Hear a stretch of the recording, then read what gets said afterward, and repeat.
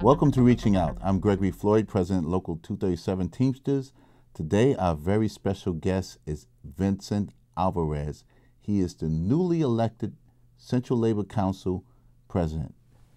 Vincent, Vinny, as we call you. Vinny's fine.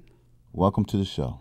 Thank you, Greg. It's great to be here. It's great to be part of the show. It's great to be back and part of the labor movement here in New York City at the Central Labor Council. So I'm excited to be here. It's a lot to talk about. Now, Vinny, I'm going to ask you, what is the Central Labor Council, CLC, as we call it? Well, the CLC is an umbrella organization of 300 and plus unions in and around the city. It's the largest labor federation in the country. The AFL-CIO has about 500 or so plus of these types of organizations, state federations, Central Labor Councils throughout the city.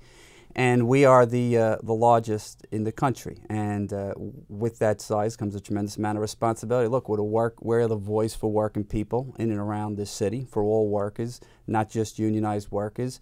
And we have the highest union density here in New York State. And we are out there, and the Labor Council is responsible for working with our affiliates on their issues, on several issues, mobilizing and supporting their organizing campaigns, on political and legislative issues, and on generally communicating workers' issues throughout the city. And the CLC is an important institution, I believe, for the New York City labor movement and for the labor movement throughout the country. So there's a lot to be done up there in the months and years ahead. Now, your executive board of the Central Labor Council, I'm going to disclose that I am a member, I'm a vice president on your council. How many vice presidents do we have, and what is the structure of the Central Labor Council? We have 35 executive board members. We're fortunate to have a good representative body of people from public sector unions, private sector unions, building trade unions, and that's what the Central Labor Council is as well. It's unions which come from every sector of our economy that make New York City what it is, that makes it the terrific city that it is. And we have, each one of them serves in the capacity on the executive board, and we have a secretary-treasurer as well, who is an officer of the council, an elected officer of the council, of the Central Labor Council. And when we went through this restructuring process recently, we restructured it in such a way where the executive board and the delegates body ultimately approved a full-time structure, which I know you were involved in, and it's exciting. It's a very exciting time for the CLC because this is the first time that they moved to a full-time Central Labor Council officer structure, a principal officer. And I was fortunate enough to receive the nomination and be elected to president of the CLC. And we have a great secretary-treasurer in Janella Hines out of the United Federation of Teachers, who serves as the secretary-treasurer as well.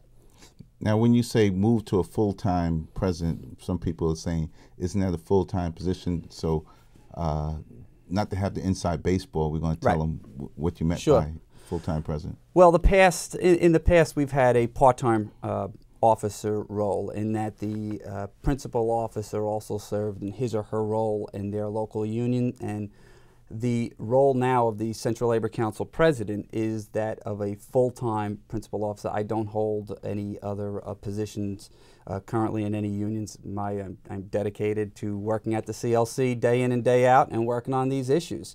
So I think it fits the times. It fits the economic times, and it fits the struggles that working people are facing. These are full-time issues. These are constant challenges that we see working people facing. And we're now able to address it in a full-time capacity, and I think it will overall benefit our affiliates, but it will benefit all working people too. Vinny, let's talk about your background. Sure. Where'd you come from? What unions were you affiliated with, and what positions have you held? I worked. When I came out of college in 1990, I was fortunate enough to have membership in the IBEW, to obtain membership in the IBEW Local 3. It's a great union, terrific union. I have nothing but great things to say about them. We all know about the leadership of Harry Van Osdale Jr. many years ago at the CLC, and and he was a visionary leader. And I was able to, in serving in different capacities, working over at the Local 3, I was able to work with what was just a great bunch of offices for 17 years before I had the opportunity to come work up at the Central Labor Council back in 1987. 1987, I left the field, so to speak, and I came on staff at the Central Labor Council, and I was the assistant to executive director there. More recently, in November of this year, I worked at the state AFL-CIO for the past 7 months, and I worked in the legislative department up there as well. And I'm back now at the CLC beginning July 1. Over the years, I had a tremendous amount of involvement up at the Central Labor Council, and really endeared me, I think, to what it is, the possibilities and the work that the CLC does. You know, the CLC is involved in so many issues and should be involved in so many issues throughout the city. And over the years, I was able to participate in a lot of mobilization campaigns, many mobilization campaigns of your union as well over the years. And obviously, we have parades and rallies and political campaigns. And I was able to, over the years, really work closely with the Central Labor Council. So I'm glad to be there now. Not glad, obviously, to have left my union many years ago. It's a great union, as I say, and they have a great and rich history over there. But I'm happy to be serving where I am right now. You mentioned parades. Speaking of parades, Labor Day is coming up. We have a parade plan? We do. This year, last year we did not have a parade, and sometimes that happens where just for the way the calendar works out, the way it just rolls out, we don't. There were times where we did not have a parade. And the parade had an evolution over the years in the city, where there were some years, if you remember, Greg, where we were actually scheduled to have off years for the parade. Well, several years ago, our executive board up at the New York City Central Labor Council decided they want to do a parade as often as they could, every year, hopefully, as long as the calendar permits it to, and there's not any conflicts on the schedule. And we do that. Last year, we were not able to have one because it fell on September 11th. But this year, I'm happy to say that we are going to have a parade, and we're expecting to have a huge turnout this year. Why? Well, it's a special year, obviously, because we're touching on the 10th anniversary of 9/11. Okay. And you know that obviously we all know that the sensitivity to 9/11 and to making sure that we celebrate Labor Day, as we will in the week leading up to it, but also that we commemorate and have a parade and we remember those lives that were lost. Yes. Many of them of union members, over 600 union members. Yes.